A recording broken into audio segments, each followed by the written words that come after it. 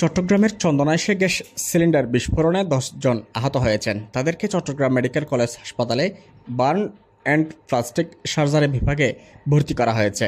বুধবার সকালে উপজেলার বৈলতলী ইউনুস মার্কেট মাহবুব রহমান ট্রেডার্সে এ দুর্ঘটনা ঘটে। এতে ওই প্রতিষ্ঠানের মালিক মাহবুবুর রহমান, সৌরভ রহমান, মোহাম্মদ কফিল, মোহাম্মদ রিয়াজ, মোহাম্মদ ইউনুস, আকিব, হারুন, ইদ্রিস, লিটন ও সালেহ আহমদ সহ অনেকে আহত হন। আহতদের মধ্যে অনেকের শরীর 60 থেকে 70% জ্বলছে গেছে। আহতদের প্রথমে চন্দনাইশ উপজেলা স্বাস্থ্য কমপ্লেক্সে নিয়ে যাওয়া হয়, পরে অবস্থা আর অবনতি হওয়ায় চট্টগ্রাম মেডিকেল কলেজ হাসপাতালে পাঠানো হয়। ঘটনার খবর পেয়ে চন্দনাইশ ফায়ার সার্ভিসের কর্মীরা প্রায় 1.5 ঘন্টার চেষ্টায় আগুন নিয়ন্ত্রণে আনতে সক্ষম হন।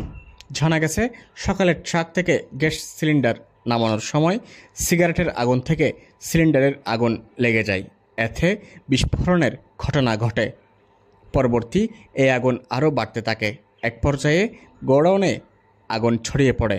বিস্ফোরিত হয়ে সিলিন্ডারগুলো এদিক ওদিক ছুটে যায়। চন্দনাইশ উপজেলার বৈলতলী ইউনিয়নের 4 নং ওয়ার্ডের বাসিন্দা হেফাজুর রহমান জানান, বেশ কিছুদিন আগে এই অবৈধভাবে গ্যাস সিলিন্ডারের গুদামটি স্থাপন করা হয়েছিল।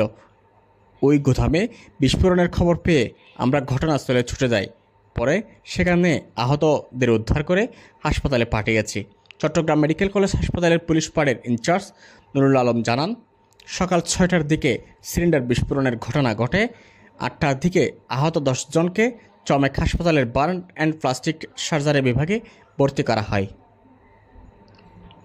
এহতেশামুল হক, চট্টগ্রাম।